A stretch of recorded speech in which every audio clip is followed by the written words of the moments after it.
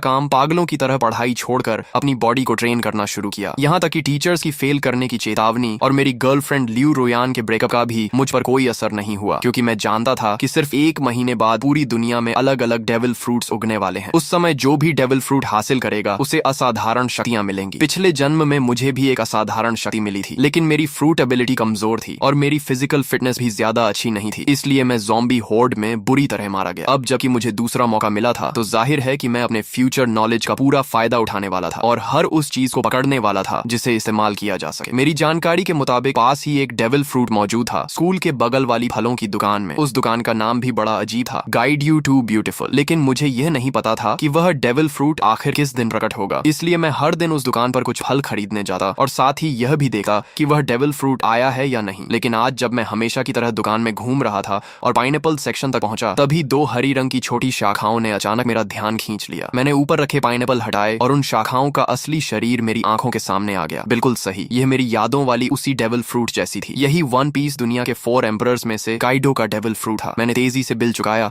और बाकी फलों से भरा एक बैग भी उठा लिया ताकि किसी को शक ना हो। जैसे ही मैं दुकान से बाहर निकला, सामने एक मजबूत शरीर वाला मध्यम उम्र का आदमी दिखाई दिया। वही आदमी जो पिछले जन्म में अज़्योर ड्रैगन फ्रूट का मालिक बना था। मैंने मन ही मन राहत की सांस ली। अगर मैं थोड़ी देर और कर देता तो यह फ्रूट उसी के हाथ लग जाती। हॉस्टल लौटे ही मैंने एक पल की भी देरी नहीं की और अज़्योर ड्रैगन फ्रूट को उठाकर सीधे एक बड़ा काट लिया। उसका स्वाद ऐसा था जैसे किसी ने सूखे पानी के टैंक और गंदगी के गड्ढे को मिलाकर उसमें सड़ी हुई पोछे की कपड़े को घुमा दिया हो और फिर सीधे मुंह में ठूंस दिया हो। इतनी गंदी टेस्ट थी कि मैं लगभग वहीं उल्टी कर देता, लेकिन मैंने खुद को रोका और किसी तरह उस गूदे को निगल लिया। फिर मैंने दिल मजबूत करके उसका बचा हुआ छिलका, बीज और वह छोटी बैंगनी शाखा भी निगल ली। काफी देर बाद मैंने गहरी सांस ली। अब चमत्कार का बीज बोया जा चुका था, बाकी सिर्फ इंतजार करना था। इसके बाद मैंने मोबाइल निकाला और शॉर्ट वीडियोस तथा फोरम ब्राउजिंग शुरू कर दी। कई प्लेटफॉर्म देखने के बाद मैंने एक आईडी सर्च की और पहला वीडियो खोला। भाइयों, देख रहे हो, ये थंडर फ्रूट है। कमेंट सेक्शन में बोली लगाओ, जो ज्यादा कीमत देगा उसे मिलेगा। ये देखकर मेरा दिल तेज धड़कने लगा। हालांकि अज़्योर ड्रैगन फ्रूट मैं पहले ही खा चुका था और दूसरा डेविल फ्रूट नहीं खा सकता था, लेकिन जब अपोकलिप्स आएगा और सभी लोग इसकी असली कीमत जान जाएंगे, तब करोड़ों रुपए देकर भी एक फ्रूट नहीं मिलेगी। ये सबसे महत्वपूर्ण ट्रेडिंग रिसोर्स थी और अगर ट्रेडिंग में इस्तेमाल न भी करूं तो मैं इसे अपने माता पिता या अपनी बहन को खिला सकता था। वैसे भी दूसरी फ्रूट खाने की संभावना पूरी तरह खत्म नहीं हुई थी, बस उसके लिए ताकत और किस्मत दोनों चाहिए थी। मैंने कमेंट सेक्शन में कुछ नहीं लिखा, बल्कि सीधे उस पीले बालों वाले लड़के वांग तियानची को प्राइवेट मैसेज भेजा। भाई, ये फ्रूट बहुत बढ़िया बनाई है, बिल्कुल असली जैसी लग रही है, मैं इसे खरीदना चाहता हूँ। कमेंट सेक्शन वाले लोग सिर्फ मजाक कर रहे हैं, जो कीमत चाहिए सीधे बताओ, अगर सही लगी तो तुरंत खरीद लूंगा। उसने जवाब दिया, भाई ये सचमुच डेविल फ्रूट है, इसकी कीमत 15 लाख है। मैंने कहा, अगर ये सच में डेविल फ्रूट है तो तुम खुद क्यों नहीं खा लेते? अगर बेचने का इरादा है तो सामान्य कीमत बताओ, नहीं तो मैं तुम्हें ब्लॉक कर दूंगा। वह बोला, ठीक है 1 लाख। मैंने कहा 1000 फाइनल प्राइस। तुम्हारे जैसे कलेक्टिबल मॉडल की यही असली कीमत है। वह थोड़ा निराश हुआ, सोचा था ज्यादा पैसे ठग लूंगा, लेकिन 1000 भी ठीक है, कुछ दिन मौज हो जाएगी। मैंने कहा, ठीक है, पैसे दूंगा और सामान ले लूंगा। फिर मैंने पूछा, तुम कोई दुकान वाले नहीं हो? अगर मैं पैसे दे दूं और तुम सामान न भेजो तो पता दो, मैं आमने सामने डील करूंगा। उसने हंसकर कहा, सामने ही सही, क्या कर लोगे? उसने पता भेज दिया। फ्रूट मिलने के बाद मैं पूरी रफ्तार से निकल पड़ा और 2.5 घंटे में उसके बताए हुए छोटे शहर के स्टेशन पहुंच गया। मैंने पूछा, तुम वही हो जो डेविल फ्रूट बेच रहे थे? पेमेंट QR कोड दो, पहले फ्रूट देखूंगा फिर पैसे दूंगा। वह बोला, पहले पैसे फिर सामान। क्या तुम्हें लगता है मैं भाग जाऊंगा? मैंने कहा, यह तुम्हारा इलाका है। उसने सोचा और माना कि बात सही है, इस इलाके में उसकी थोड़ी बहुत पहचान थी। अगर मैं पैसे न देता तो वह एक फोन करता और उसके दोस्त मिनटों में पहुंच जाते। जब उसने बैग मेरी तरफ बढ़ाया तो मेरे हाथ तक कांप रहे थे। मैंने फ्रूट निकाली और मेरा दिल जोर जोर से धड़कने लगा। कोई गलती नहीं थी, ये असली डेविल फ्रूट थी। मैंने बिना समय गंवाए तुरंत 1000 रुपए ट्रांसफर कर दिए, फ्रूट को संभाला और वापस निकल पड़ा। अगर इस बेकार जगह से ट्रेन चलती होती तो मैं उसी समय घर लौट जाता। वापसी के रास्ते में मैं मोबाइल पर शॉर्ट वीडियोस देख रहा था कि अचानक एक वीडियो ने मेरा ध्यान खींच लिया। हाल ही में कई लोग अचानक बेहोश हो रहे हैं और काफी लोगों के शरीर पर अजीब अजीब धब्बे दिखाई देने लगे हैं। एक्सपर्ट्स का कहना था कि यह संभवतः किसी नए प्रकार का फ्लू हो सकता है और सभी से मास्क पहनने तथा सावधानी बरतने की अपील की जा रही थी। ये खबर देखते ही मेरा दिल जोर से धड़क उठा। बेहोशी, शरीर पर धब्बे, क्या यह वही संकेत नहीं थे जो पिछले जन्म में अपोकलिप्स शुरू होने से पहले दिखाई दिए थे? मैंने बिना एक पल गंवाए हॉस्टल की ओर दौड़ लगा दी। पहले से तैयार रखा हुआ अपना सामान उठाया और बाहर निकलने ही वाला था कि पीछे से अचानक एक दर्दनाक चीख सुनाई दी। कई छात्र अचानक जमीन पर गिर पड़े और उनके शरीर पर धब्बे उभरने लगे। इसके तुरंत बाद एक रहस्यमयी दबाव पूरे क्षेत्र में फैल गया, जिससे सभी लोग हिलने तक में असमर्थ हो गए। तभी जो लोग पूरी तरह बेहोश हो चुके थे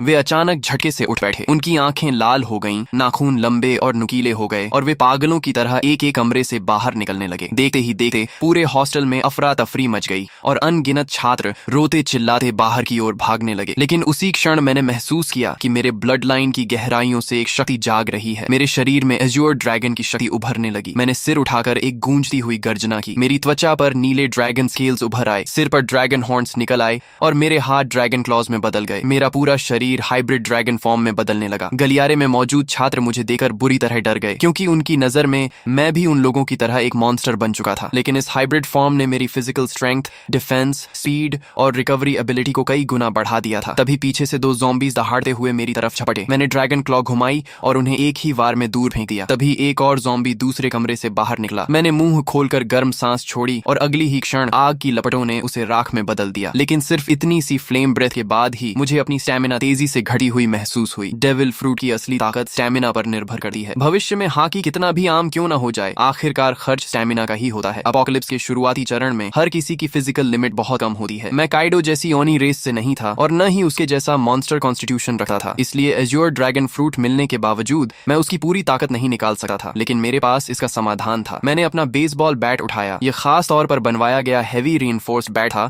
जो ज़ॉम्बी के सिर कुचलने के लिए बिल्कुल परफेक्ट था। मैंने बैट घुमाया और उस पर बिजली की लहरें दौड़ने लगी। एज्योर ड्रैगन फ्रूट हवा, आग और बिजली तीनों एलिमेंट्स को कंट्रोल कर सकता था। भले ही इसकी ताकत लोजिया फ्रूट्स जितनी ना हो, लेकिन अटैक एनहांस करने के लिए यह काफी थी। मैं गलियारे में ज़ॉम्बीज का सफाया करता हुआ आगे बढ़ता गया और जल्दी ही बाकी छात्रों का ध्यान मेरी तरफ गया। लगातार ज़ॉम्बीज को खत्म करने की वजह से उन्हें भागने और सांस लेने का मौका मिल रहा था। बिजली से घिरा मेरा बेसबॉल बैट सचमुच थंडर बागवा जैसा लग रहा था। लगभग हर ज़ॉम्बी मेरे सामने एक ही वार में खत्म हो रहा था। लेकिन मैं इस कत्लेआम के रोमांच में नहीं डूबा। लड़ते हुए मैं तेजी से नीचे की ओर बढ़ता रहा। मेरा पहला लक्ष्य था किसी भी कीमत पर घर पहुंचना, ताकि इस जन्म में मेरे माता पिता और मेरी छोटी बहन को फिर कभी अपमान और अत्याचार न सहना पड़े। दूसरा लक्ष्य था जितनी जल्दी हो सके 100 ज़ॉम्बीज मारना, क्योंकि जो व्यक्ति अकेले 100 ज़ॉम्बीज खत्म करता उसके लिए डिवाइन स्पेस खुल जाती थी। वहां से मैं 3 कलर हॉकी की ट्रेनिंग मेथड प्राप्त कर सकता था और अपनी ताकत तेजी से बढ़ा सकता था। एज्योर ड्रैगन उड़ सकता था, लेकिन मेरी मौजूदा स्टैमिना इतनी नहीं थी कि मैं उड़कर घर पहुंच सकूं। इसलिए मैं लोहे के बैट को घुमाते हुए एज्योर ड्रैगन वॉर गॉड की तरह आगे बढ़ता गया। मेरे पीछे बड़ी संख्या में छात्र जमा हो गए, जो मेरे पीछे पीछे निकलना चाहते थे। लेकिन उन्हें नहीं पता था कि अपोकलिप्स में कहीं भी सेफ प्लेस नहीं होती। कई बार हॉस्टल का दरवाजा बंद करके अंदर छिपे रहना ज्यादा समय तक जिंदा रख सकता था। जब मैं हॉस्टल से बाहर निकला तो नीचे का दृश्य देखकर मेरी आंखें सिकुड़ गईं। यह स्कूल कभी एक मास ग्रेवयार्ड हुआ करता था। कैंपस में यह अफवाह मशहूर थी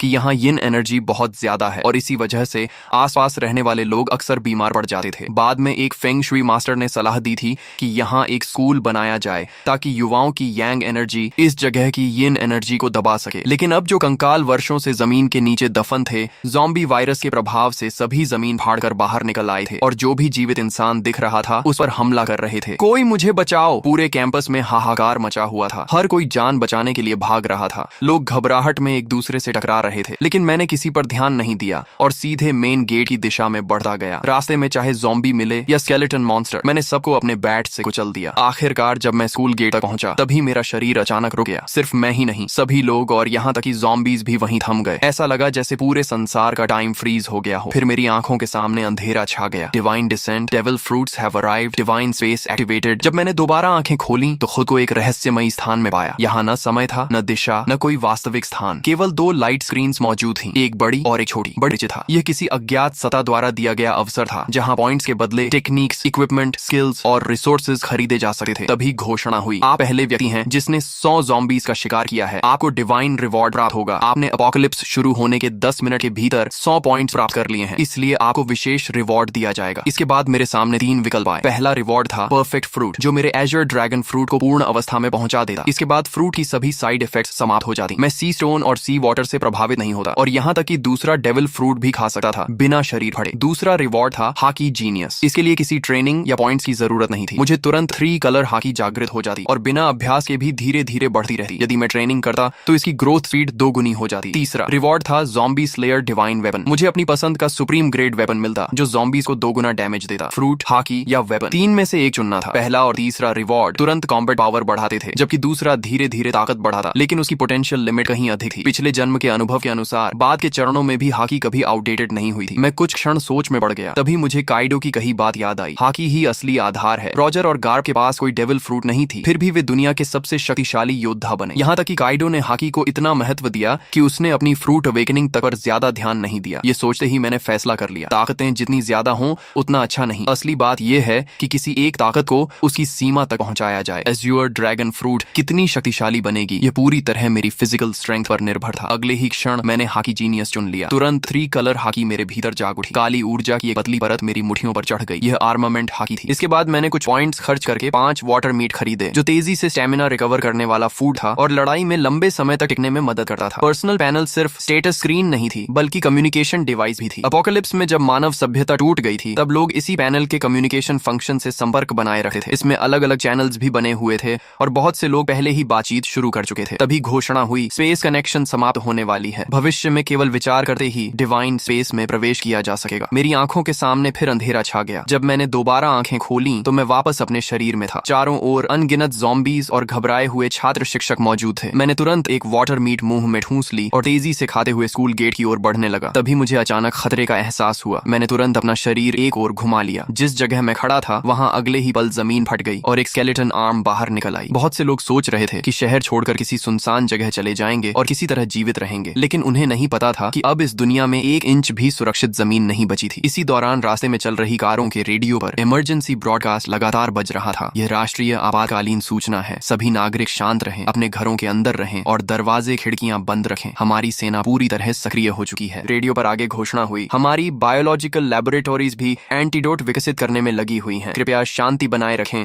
और घबराहट में कोई गलत कदम न उठाएं। लेकिन मैं जानता था कि सच्चाई इससे कहीं ज्यादा भयावह है। ज़ॉम्बी वायरस की पहली लहर हवा के जरिए फैलती थी और जिन लोगों की फिजिकल कॉन्स्टिट्यूशन कमजोर होती थी वे सबसे पहले संक्रमित होते थे। इसी वजह से हॉस्पिटल्स और ओल्ड एज होम्स संक्रमण के सबसे बड़े केंद्र बन गए थे। अपोकलिप्स शुरू होने के बाद वायरस का मुख्य संक्रमण तरीका ब्लड ट्रांसमिशन बन जाता था। ऐसी स्थिति में सेना के जवान जिनकी फिजिकल फिटनेस सबसे अच्छी होती थी उनके संक्रमित होने की संभावना बहुत कम रहती थी। इसलिए अपोकलिप्स की शुरुआत में मिलिट्री अभी भी कुछ हद तक प्रभावी रहती थी, लेकिन मैं जानता था कि यह ज्यादा समय तक नहीं चलेगा। अगर सेना तेजी से ज़ॉम्बीज को खत्म करना चाहती तो उसे गन्स और अन्य फायर आर्म्स का इस्तेमाल करना पड़ता, लेकिन ऐसा करने पर उन्हें पॉइंट्स नहीं मिलते। पॉइंट्स के बिना वे मजबूत नहीं बन सकते थे। दूसरी तरफ ज़ॉम्बीज लगातार विकसित होते जाते और आखिरकार ऐसे स्तर पर पहुंच जाते जहां सामान्य फायर आर्म्स भी उनके सामने बेअसर हो जाती। जैसे जैसे ज़ॉम्बीज मजबूत होते सेना कमजोर पड़ती जाती और समाज का पतन तेजी से होने लगा। इसलिए इस अपोकलिप्स में असली उम्मीद सिर्फ एक ही थी, हर इंसान को योद्धा बनना होगा और खुद ज़ॉम्बीज से लड़ना होगा। यह एक ऐसी सर्वाइवल कंपटीशन थी जिसमें केवल योग्य और शक्तिशाली लोग ही आगे बढ़ सकते थे। मेरी कार तेज रफ्तार से सड़क पर दौड़ रही थी। रास्ते में अगर कोई ज़ॉम्बी सामने आ भी जाता तो मैं ब्रेक लगाने की बजाय उसे सीधा टक्कर मारकर आगे निकल जाता। तभी अचानक मेरा फोन बज उठा। कॉल उठाते ही दूसरी तरफ से मेरी छोटी बहन की घबराई हुई आवाज सुनाई दी, भैया आप कहाँ हो? बाहर बहुत सारे ज़ॉम्बीज हैं, बहुत डर लग रहा है। मैंने तुरंत पूछा, मैं ठीक हूँ, तुम कैसी हो? मम्मी पापा ठीक है ना? उसने राहत की सांस लेते हुए कहा, मम्मी ने आपकी बात मानकर पहले ही छुट्टी ले ली थी और मुझे स्कूल से घर ले आई थी। पापा अभी हॉस्पिटल में हैं। उन्होंने कहा है कि उन्होंने ऑफिस लॉक कर लिया है और फिलहाल सुरक्षित हैं। भैया आप तो सचमुच भविष्यवक्ता निकले। अगर आपने मम्मी को जबरदस्ती छुट्टी लेने के लिए न कहा होता तो शायद हम अभी बाहर ही मर चुके होते। पिछले 1 महीने से मेरी बहन औचिंग बहुत हैरान थी क्योंकि मैं हर दिन बड़ी मात्रा में डेली नेसेसिटीज घर भेज रहा था। जब भी परिवार पूछता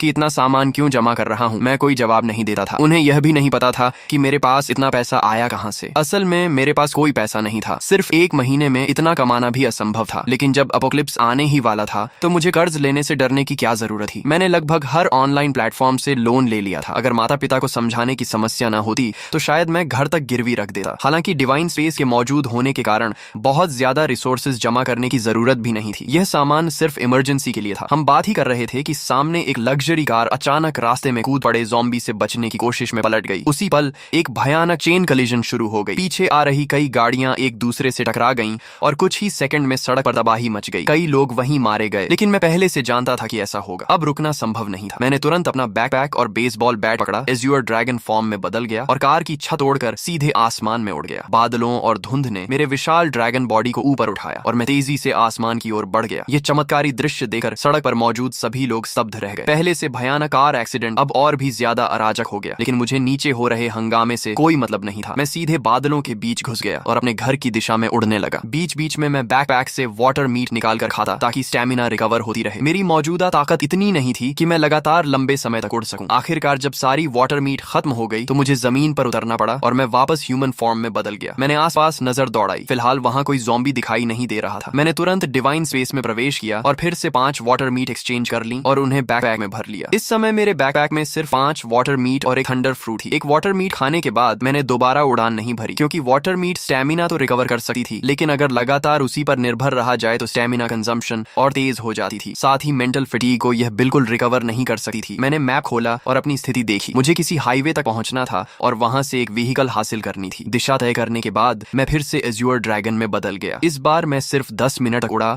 और जल्द ही नीचे एक हाईवे दिखाई देने लगी जहां अनगिनत व्हीकल्स तेज रफ्तार से दौड़ रही थी। मेरा लक्ष्य था कोई मजबूत ऑफ रोड एसयूवी ढूंढना। नीचे सड़क पर मौजूद कई लोगों ने आसमान में उड़ते एज्योर ड्रैगन को देख लिया था। तुरंत लोगों ने अपने फोन्स निकालकर वीडियो बनाना शुरू कर दिया और उसे डिवाइन स्पेस के कम्युनिकेशन चैनल पर अपलोड कर दिया। दोस्तों, मैंने ड्रैगन देखा है, बहुत बड़ा एज्योर ड्रैगन, कम से कम 10 मीटर लंबा होगा, किसी ने लिखा। दूसरे ने जवाब दिया, ये जरूर काइडो का एज्योर ड्रैगन फ्रूट होगा। पता नहीं किस लकी आदमी को इतनी ताकतवर मिथिकल बीस्ट फ्रूट मिल गई। तभी किसी और ने लिखा, मुझे भी कभी थंडर फ्रूट मिली थी, लेकिन मैंने उसे नकली समझकर बेच दिया। ये मैसेज लिखने वाला वही पीले बालों वाला हुआंग तियंची था। उसे अब पछतावे से खुद को मार लेने का मन कर रहा था। आखिर उसने असली थंडर फ्रूट सिर्फ 1000 रुपए में बेच दी थी। जीजू से यूजो जाने वाले हाईवे के ऊपर उड़ते हुए मैं आखिरकार एक बेहद मजबूत दिखने वाली ऑफ रोड एसयूवी पर नजर टिकाने ही वाला था। मैं नीचे उतरकर राइड लेने की तैयारी कर रहा था कि तभी मेरी नजर सड़क किनारे खड़े एक विशाल पेड़ पर पड़ी। वहां किसी चीज की हल्की लेकिन रहस्यमयी चमक टिमटिमा रही थी। मैंने पहले ही अनुमान लगाया था कि दुनिया में प्रकट होने वाले अधिकांश डेविल फ्रूट्स ज़ोआन टाइप के होंगे। हालांकि मिथिकल बीस्ट फ्रूट्स भी उतने दुर्लभ नहीं थे जितना लोग सोचते थे। आखिर दुनिया की हर संस्कृति और हर सभ्यता में अनगिनत मिथिकल क्रीचर्स, डिवाइन बीस्ट्स और डीमोनिक मॉन्स्टर्स मौजूद थे। उन सभी के आधार पर नई मिथिकल बीस्ट फ्रूट्स जन्म लेने वाली थी। लेकिन भले ही मिथिकल फ्रूट्स की संख्या बढ़ जाए, फिर भी वे सबसे शक्तिशाली फ्रूट्स में गिनी जाती थी। मैंने अपने ड्रैगन क्लॉ से उस चमकती हुई फ्रूट को तोड़ा और उसे पीछे लटके बड़े बैकपैक में रख लिया। जब मेरे पॉइंट्स 1000 तक पहुंच जाएंगे, तब डिवाइन स्पेस में एक नया फंक्शन अनलॉक होगा, डेविल फ्रूट आइडेंटिफिकेशन। उसकी मदद से मैं किसी भी फ्रूट की एबिलिटी पहले से जान सकता था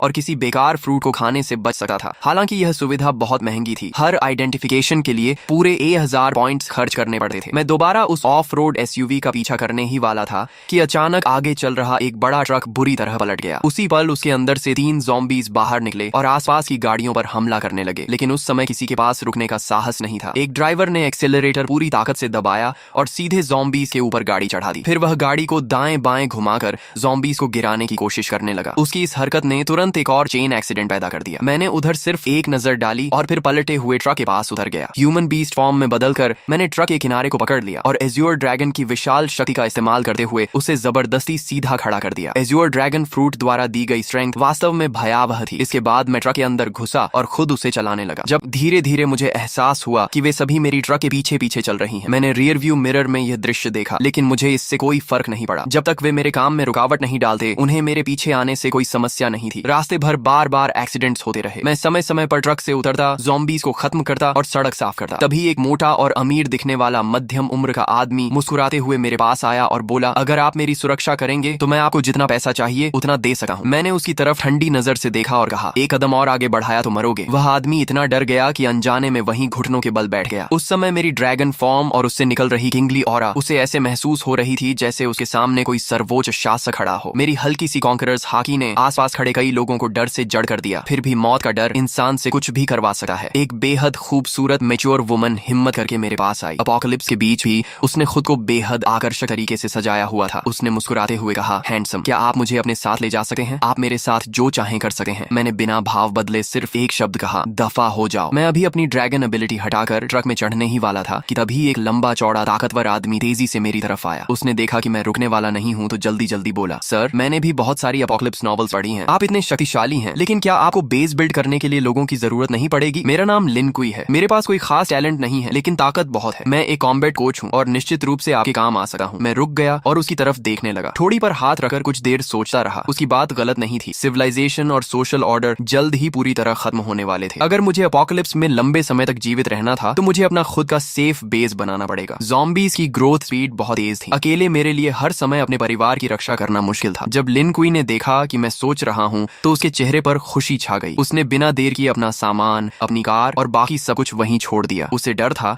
कि अगर उसने एक पल भी देरी की तो मैं उसे छोड़कर चला जाऊंगा। वह इतना सावधान था कि फ्रंट सीट पर बैठने की हिम्मत भी नहीं कर सका। अपनी फिजिकल फिटनेस का इस्तेमाल करते हुए सीधे ट्रक के पीछे वाले कार्गो एरिया में चढ़ गया। लिन कुई की सफलता देखकर बाकी लोगों को भी उम्मीद नजर आने लगी। उन्हें लगा कि मैं पूरी तरह निर्दयी नहीं हूँ। तभी वह अमीर मध्यम उम्र का आदमी फिर कुछ कहने ही वाला था कि मैंने उसे बीच में रोक दिया। अगर मैं लोगों को भर्ती भी करूंगा तो किसी को सिर्फ उसके शब्दों पर नहीं चुनूंगा। शुरुआती चरण में एक आदमी ही काफी है और उसकी लॉयल्टी भी अभी साबित नहीं हुई हुई है, उसे समय के साथ परखा जाएगा। तभी वह खूबसूरत महिला फिर आगे आई और दृढ़ आवाज में बोली, कृपया मुझे एक मौका दीजिए। मेरी क्षमता और मेरी जान दोनों आपके लक्ष्य पूरे करने के लिए समर्पित रहेंगी। उसकी आंखों में झलकता दृढ़ निश्चय देकर मुझे एहसास हुआ कि यह महिला खास था। मैंने कुछ सेकंड तक उसे ध्यान से देखा और फिर कहा, गाड़ी में चढ़ जाओ। महिला खुशी से झूम उठी, लेकिन मेरी अनुमति के बिना वह भी फ्रंट सीट पर नहीं बैठी। उसने अपनी पूरी ताकत लगाकर ट्रक के पीछे वाले कार्गो एरिया में चढ़ना शुरू कर दिया। मैं यह सब देखकर मन ही मन सिर हिलाने लगा। शायद यह महिला सिर्फ एक सुंदर चेहरा नहीं थी, पीछे खड़े कई लोग भी इन दोनों की तरह मेरे साथ जाना चाहते थे। लेकिन जैसे ही मैंने हल्की सी कॉन्करर्स हाकी छोड़ी, सभी डर के मारे जमीन पर गिर पड़े। उनमें से किसी ने कांपती आवाज में कहा, हे भगवान, इस बॉस ने तो कॉन्करर्स हाकी भी जगा ली है। कुछ अनुभवी वन पीस फैंस तुरंत इस किंगली ऑरा को पहचान गए। मैं वापस ड्राइवर सीट पर बैठा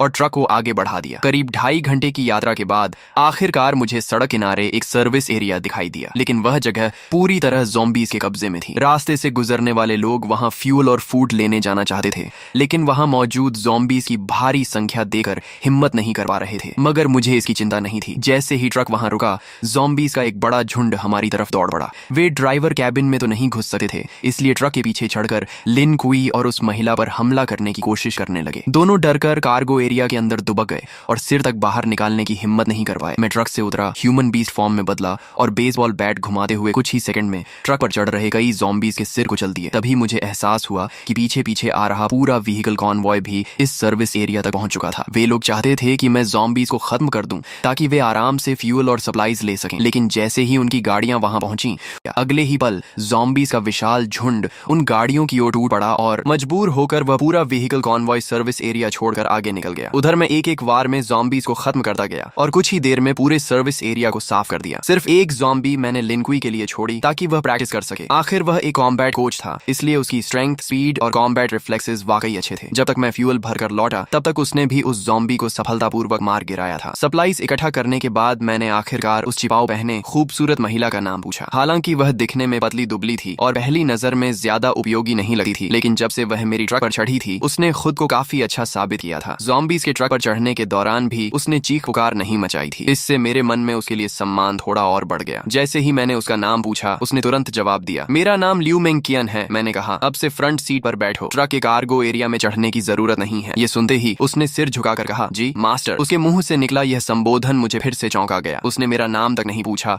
और सीधे मुझे मास्टर कहकर संबोधित करने लगी। जो व्यक्ति अपना ईगो और प्राइड छोड़ सकता है, वही एपोकलिप्स जैसी दुनिया में ज्यादा समय तक जीवित रह सकता है। थोड़ी देर बाद हम फिर से यात्रा पर निकल पड़े। रास्ते में मुझे एक बार फिर मेरी बहन आओ चिंग का फोन आया। भैया आप कहाँ हो? पापा हॉस्पिटल के ऑफिस में फंसे हुए हैं। मैंने सुना है हॉस्पिटल में सबसे ज्यादा ज़ॉम्बीज़ हैं। पापा के पास खाना पानी भी नहीं है। मुझे बहुत डर लग रहा है कि उन्हें कुछ हो न जाए। उसकी आवाज रोने जैसी हो गई थी। फोन के दूसरी तरफ मेरी माँ की आवाज भी सुनाई दी। हाउ हाउ, तुम्हारे स्कूल का क्या हाल है? तुम अपना ध्यान रखना, हम तुम्हें बचाने का कोई रास्ता ढूंढ लेंगे। मैंने कहा, माँ चिंता मत करो, मुझे काइडो का एजर ड्रैगन फ्रूट मिल गया है। डेविल फ्रूट का नाम सुनते ही आओ चिंग का डर काफी कम हो गया। हम भाई बहन पूरे 1 घंटे तक फोन पर बातें करते रहे। कॉल खत्म होने के बाद मैंने तुरंत अपने पिता को फोन किया। मैंने उन्हें बताया कि मैं अब एबिलिटी यूजर बन चुका हूँ और जल्द ही हॉस्पिटल पहुंचकर उन्हें बचा लूंगा। मैंने उन्हें सख्त हिदायत दी कि ऑफिस के अंदर छिपे रहें और बाहर निकलने की कोशिश न करें। दूसरी तरफ ऑफिस में फंसे एओहाई भूख, प्यास और लगातार दरवाजा पीटे ज़ॉम्बीज़ की वजह से बेहद परेशान थे। वह आधी नींद और आधी बेहोशी की हालत में थे कि तभी मेरा फोन आया। मेरा नाम देखते ही उनमें जान आ गई। जब मैंने उन्हें वीडियो कॉल की और उन्होंने मुझे ड्रैगन ह्यूमन फॉर्म में ज़ॉम्बीज़ का सफाया करते देखा, तब जाकर उनके दिल को सुकून मिला। उन्होंने मुझे अपने ऑफिस का रास्ता बताया। मैं तेजी से हॉस्पिटल के कोने में बने ऑफिस तक पहुंच गया। वहां 12 ज़ॉम्बीज़ लगातार दरवाजा तोड़ने की कोशिश कर रहे थे। दरवाजे में कई बड़े छेद भी हो चुके थे। अगर अंदर से टेबल्स और चेयर्स लगाकर उसे ब्लॉक न किया गया होता तो ज़ॉम्बीज़ कब के अंदर घुसकर पापा को टुकड़े टुकड़े कर चुके होते। मैंने बेसबॉल बैट घुमाई और कुछ ही सेकंड में उन सभी ज़ॉम्बीज़ के सिर तोड़ डाले। फिर एक जोरदार किक मारकर ऑफिस का दरवाजा खोल दिया। अंदर मौजूद पापा की हालत जरूर खराब थी, लेकिन वे पूरी तरह सुरक्षित थे। मेरे लिए यही सबसे बड़ी खुशखबरी थी। एओहाई वाटर मीट खाते हुए बोले, तो ये वही डेविल फ्रूट एबिलिटी है जिसके बारे में तुम और आओ चिंग बात कर रहे थे। ऑफिस में फंसे रहने के दौरान उन्होंने डिवाइन स्पेस के कम्युनिकेशन चैनल्स में बहुत सारे वीडियोस और डिस्कशंस देख लिए थे, इसलिए उन्हें वन पीस और डेविल फ्रूट्स के बारे में कुछ जानकारी हो गई थी। मैं हंस पड़ा और एक और अंदर घुसे ज़ॉम्बी का सिर बैट से कुचलते हुए बोला, कैसा लगा आपका बेटा? कूल है ना? आओहाई मुस्कुराकर बोले, बहुत कूल है बदमाश। अपोकलिप्स शुरू होने के बाद उन्होंने अपनी आंखों से अनगिनत लोगों को ज़ॉम्बीज़ के हाथों मरते देखा था। ऐसे में उनका पूरा परिवार अभी तक सुरक्षित था, यही उनके लिए सबसे बड़ी खुशी थी। हॉस्पिटल से बाहर निकलते समय मैंने देखा कि कई बिल्डिंग्स के दरवाजों और खिड़कियों के पीछे लोग छिपे हुए बाहर झांक रहे थे। जब उन्होंने एओ हाई को एक ड्रैगन मैन के साथ जाते देखा और यह भी देखा कि वह ड्रैगन मैन कितनी आसानी से ज़ॉम्बीज़ को मार रहा है, तो कई लोग मदद के लिए चिल्लाने लगे, ओल्ड हाई, हमें भी बचा लो। आओ हाई के चेहरे पर दया की झलक दिखाई दी। उन्होंने कहा, हाओ, इन्हें भी बचा लो, ये सब मेरे कॉलीग्स हैं, बहुत बेचारे हैं। मैंने ठंडे स्वर में जवाब दिया, बचाकर क्या करूंगा? क्या मैं इन्हें एक एक करके इनके घर भी छोड़ूंगा? और अगर घर पहुंच भी गए तो क्या वे निश्चित रूप से जिंदा रह पाएंगे? मैंने उनकी पुकारों को अनसुना किया और पापा को लेकर आगे बढ़ गया। रास्ते में हम उस कमरे के पास पहुंचे जहां लिन कुई और लियू मेंकियन छिपे हुए थे। मैंने दरवाजे पर हमला कर रहे ज़ॉम्बीज़ को खत्म किया और फिर एक बार में दरवाजा तोड़ दिया। मुझे देखकर दोनों तुरंत बाहर आ गए और एक साथ बोले, मास्टर। ये सुनकर आओ हाई की आंखें फैल गईं। एक तरफ मांसपेशियों से भरा विशाल आदमी और दूसरी कियन द्वारा मुझे मास्टर कहना उन्हें और भी अजीब लग रहा था। उनके चेहरे पर साफ लिखा था, हे भगवान, मेरा बेटा आखिर बाहर क्या क्या कर रहा है। यहाँ तक कि मेरी 2 जन्मों की मोटी चमड़ी भी थोड़ा गर्म हो गई। मैंने सामान्य बने रहने की कोशिश करते हुए कहा, ये दोनों रास्ते में मिले छोटे भाई बहन जैसे हैं। लेकिन आओ हाई की आंखें साफ कह रही थीं कि उन्हें मेरी बात पर जरा भी विश्वास नहीं हुआ। मैं और कुछ समझाने की बजाय चुप हो गया। हम सभी ट्रक तक पहुंचे। मैंने पापा को फ्रंट सीट पर बैठाया और लियू मेंकियन को फिर से कार्गो एरिया में भेज दिया। जब हम घर पहुंचे तो मेरी बहन आओ चिंग ने लियू मेंकियन को देखते ही आश्चर्य से मुंह खोल दिया। वाह, कितनी सुंदर महिला है। और अभी इसने भैया को क्या कहा, मास्टर? फिर उसने लिन कुई की तरफ देखा। और ये मसल मॉन्स्टर कौन है? अगर कोई कह दे कि यह स्पेशल फोर्सेस का सैनिक है तो भी मैं मान लूंगी। और ये भी भैया को बॉस कह रहा है। इस समय लियू मेंकियन एक परफेक्ट मेड की तरह दोनों हाथ पेट के सामने जोड़कर शांति से मेरे पीछे खड़ी थी। वहीं लिन कुई काफी असहज महसूस कर रहा था। वह मिलनसार व्यक्ति था, लेकिन यह उसके बॉस का परिवार था, इसलिए उसे समझ नहीं आ रहा था कि कैसे व्यवहार करे। आखिर मेरी माँ लियू यून ने स्थिति संभाली और मुस्कुराते हुए कहा, सबको भूख लगी होगी ना? जैसे ही उन्हें पता चला था कि मैं और पापा लौट रहे हैं, उन्होंने सोना छोड़ दिया और पूरी रात खाना बनाने में लगा दी थी ताकि हम दोनों गरम खाना खा सकें। लेकिन उन्हें यह उम्मीद नहीं थी कि मैं 2 और लोगों को साथ ले आऊंगा, इसलिए खाना थोड़ा कम पड़ रहा था। अच्छी बात यह थी कि मैंने पहले से बहुत सारे कैंड फूड्स जमा कर रखे थे। कुछ कैंस खोलकर माँ ने पूरा बड़ा डिनर तैयार कर दिया। जब मैंने देखा कि लिन कुई और लियू मेंकियन अभी भी किनारे खड़े हैं तो मैंने उन्हें भी खाने के लिए बुलाया। लिन कुई आगे बढ़ने ही वाला था कि लियू मेंकियन बोली, मुझे थोड़ा कैंड फूड दे दीजिए, मैं मास्टर के साथ एक ही टेबल पर नहीं बैठ सकती। ये सुनते ही कमरे में मौजूद सभी लोग स्तब्ध रह गए। आओ चिंग की नजरें मेरे और लियू मेंकियन के चेहरे पर बार बार घूमने लगी। फिर शरारती मुस्कान के साथ बोली, अब मैं समझ गई, इसे फ्लर्टिंग कहते हैं। उसकी बात पूरी होने से पहले ही मैंने उसके सिर पर हल्का सा नॉक मार दिया। वह दर्द से आंखों में आंसू भरकर मेरा हाथ पकड़कर काटने लगी। डिनर खत्म होने के बाद मैंने बैकपैक से 2 डेविल फ्रूट्स निकाली। मेरे पास अभी 2 डेविल फ्रूट्स हैं, एक थंडर फ्रूट है और दूसरी की एबिलिटी अभी पता नहीं है। तुम लोग इनमें से खा लो। यह सुनकर लिन कुई और लियू मेंकियन दोनों चौंक गए। उन्हें उम्मीद नहीं थी कि मेरे पास इतनी दुर्लभ चीजें भी मौजूद हैं। उनकी आंखों में चाहत साफ दिखाई दे रही थी। आओ चिंग उत्साह से दोनों फ्रूट्स को उठाकर देखने लगी। फिर उसने उन्हें माता पिता को दिखाया, लेकिन आओ हाई ने फ्रूट देकर वापस मुझे लौटा दी। आओ चिंग को दे दो, हमारी उम्र हो चुकी है, हम खाएंगे तो बर्बाद हो जाएंगी। माँ भी सहमत हो गई। हाँ, तुम्हारे जैसा बेटा हमारी रक्षा कर रहा है, हमारे लिए वही काफी है। इतनी कीमती चीज तुम्हारे पास रहेगी तो ज्यादा काम आएगी। मैंने समझाने की कोशिश की, मेरे पास पहले से एज्योर ड्रैगन फ्रूट है, मेरी ग्रोथ बहुत तेज होगी। लेकिन अगर आप लोग भी डेविल फ्रूट्स खा लेंगे तो ज़ॉम्बीज मारकर जल्दी पॉइंट्स कमा सकेंगे और हाकी ट्रेनिंग भी अनलॉक कर पाएंगे। अपोकलिप्स में असली कैपिटल यही है। लेकिन काफी देर समझाने के बाद भी माता पिता नहीं माने। आखिर मैंने हार कर आओ चिंग की तरफ देखा। ठीक है, तुम चुन लो। आओ चिंग तो कब से इसी पल का इंतजार कर रही थी। उसने दोनों फ्रूट्स हाथ में लेकर बार बार देखा, लेकिन काफी सोचने के बाद उसने थंडर फ्रूट मुझे वापस दे दी। मैं हैरान रह गया, क्या तुम थंडर फ्रूट नहीं लोगी? लोजिया एलिमेंटलाइजेशन शुरुआती चरण में लगभग इनविंसिबल होती है और दूसरी फ्रूट की एबिलिटी क्या है यह भी नहीं पता। आओ चिंग मुस्कुराकर बोली, डिवाइन स्पेस में डीमन रिमूवल पोशन मिलती है, उससे डेविल फ्रूट की साइड इफेक्ट्स हट सकती हैं और इंसान दूसरी फ्रूट भी खा सकता है। भैया आप इतने मजबूत हो कि वह पोशन जरूर हासिल कर लोगे। थंडर फ्रूट आपके लिए ज्यादा उपयुक्त है, मैं दूसरी फ्रूट खा लूंगी। मैंने कुछ देर सोचा और कहा, ठीक है, लेकिन पहले इसकी आइडेंटिफिकेशन कर लेते हैं। अगर एबिलिटी अच्छी हुई तो तुम खा लेना। डेविल फ्रूट आइडेंटिफिकेशन 1000 पॉइंट्स के बाद अनलॉक होती थी। आओ चिंग को यह बात पता नहीं थी क्योंकि उसके पास अभी कोई पॉइंट्स नहीं थी। लेकिन मैं स्कूल से लेकर हॉस्पिटल तक ज़ॉम्बीज का इतना सफाया कर चुका था कि मेरे पॉइंट्स 1000 से भी ज्यादा हो चुके थे। तभी आओ चिंग ने जल्दी से सिर हिलाया, नहीं, 1000 पॉइंट्स बहुत ज्यादा हैं। इतना कहकर उसने मेरे जवाब का इंतजार तक नहीं किया। उसने तुरंत उस सुनहरी मकई जैसी दिखने वाली डेविल फ्रूट उठाई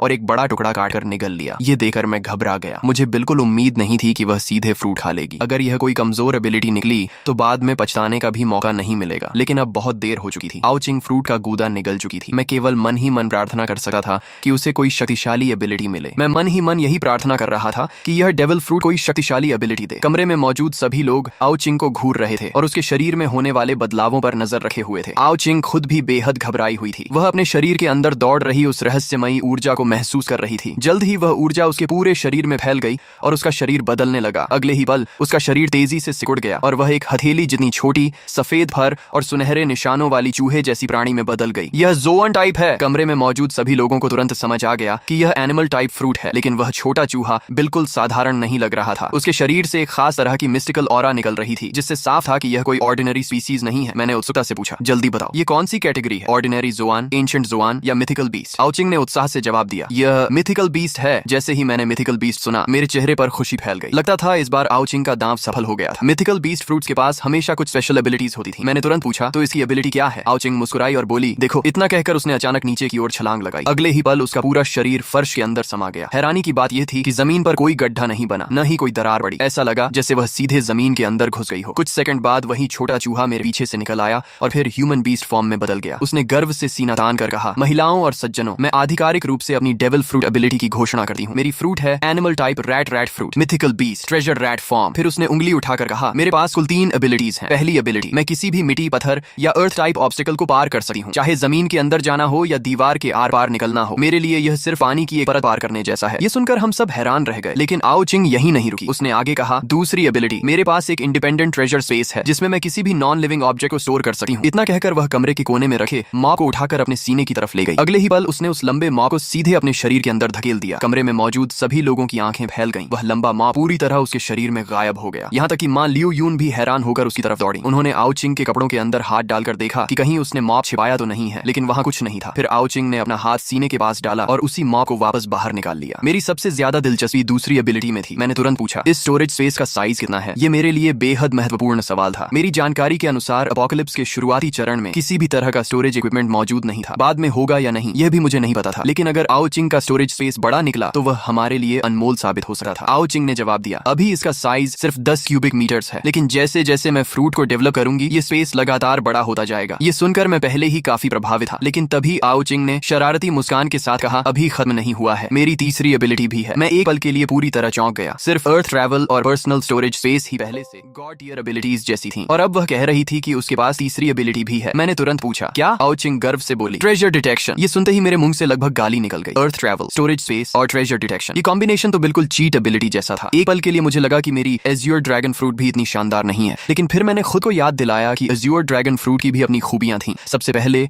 वह विंड, फायर और लाइटनिंग तीनों नेचुरल एलिमेंट्स को कंट्रोल कर सकती थी। दूसरा, वह क्लाउड राइडिंग की मदद से उड़ने की एबिलिटी देती थी। और तीसरा, वह अन्य अधिकांश ज़ोआन फ्रूट्स की तुलना में कहीं ज्यादा स्ट्रेंथ, डिफेंस, स्पीड और रिकवरी प्रदान करती थी। तुलना करने पर साफ था कि एज्योर ड्रैगन कॉम्बैट के लिए बनी थी, जबकि ट्रेजर रैट कॉम्बैट के बाहर सपोर्ट और एक्सप्लोरेशन के लिए बनी थी। लेकिन तभी आओ चिंग का चेहरा थोड़ा उदास हो गया। उसने कहा, इस फ्रूट की एक कमजोरी भी है। दूसरे ज़ोआन यूजर्स की तरह बीस्ट फॉर्म में जाने पर मुझे कोई स्ट्रेंथ या डिफेंस बूस्ट नहीं मिलता, बल्कि बीस्ट फॉर्म में मेरी कॉम्बैट पावर लगभग 0 हो जाती है। फिर उसने ह्यूमन बीस्ट फॉर्म दिखाते हुए कहा, और ह्यूमन बीस्ट फॉर्म में भी मुझे लगभग कोई फिजिकल एनहांसमेंट नहीं मिलती। मेरी स्ट्रेंथ और डिफेंस एक सामान्य इंसान जैसी ही रहती है। इतना कहने के बाद वह फिर मुस्कुराई, लेकिन मेरी स्पीड बहुत ज्यादा है। मुझे लगता है कि मेरी स्पीड बोनस बाकी मिथिकल ज़ोआन यूजर्स से कम 2 गुनी है। उसके चेहरे पर गर्व साफ दिखाई दे रहा था। सच कहूं तो यह कॉम्बैट ओरिएंटेड डेविल फ्रूट नहीं थी, लेकिन इसकी यूटिलिटी शायद एज्योर ड्रैगन फ्रूट से भी ज्यादा मूल्यवान थी। आखिर ट्रेजर डिटेक्शन का मतलब क्या था? अपोकलिप्स के इस दौर में दुनिया का सबसे बड़ा ट्रेजर क्या था? जवाब लगभग तय था, डेविल फ्रूट्स। हालांकि सिर्फ डेविल फ्रूट्स ही नहीं, भविष्य में अलग अलग सीक्रेट रेल्म्स और मिस्टिकल डंजन्स भी खुलने वाले थे। और आओ चिंग की यह एबिलिटी हमें उन सभी जगहों पर छिपे हुए ट्रेजर्स, रिसोर्सेज और अपॉर्चुनिटीज ढूंढने में बेहद बड़ी बढ़त देने वाली थी। यह सोचकर मेरे मन में एक ही विचार आया, शायद हमारी पूरी फैमिली की किस्मत अभी अभी बदल गई थी। भविष्य में खुलने वाले सीक्रेट रेल्म्स और मिस्टिकल डंजन्स में भी हमें इस एबिलिटी की वजह से बहुत बड़ा फायदा मिलने वाला था। मैंने कुछ देर सोचने के बाद थंडर फ्रूट आओ चिंग को देते हुए कहा, इसे अपने ट्रेजर स्पेस में रखो। फिलहाल पूरी दुनिया में इससे ज्यादा सुरक्षित जगह कोई नहीं है। थंडर फ्रूट की असली कीमत समझने के बाद मैंने उसे एओ चिंग के स्टोरेज स्पेस में रखवा दिया। इसके बाद मैंने अपने पॉइंट्स में से सभी को 30 पॉइंट्स दिए, ताकि वे 3 कलर हॉकी की ट्रेनिंग मेथड एक्सचेंज कर सकें। आखिर बिना डेविल फ्रूट के भी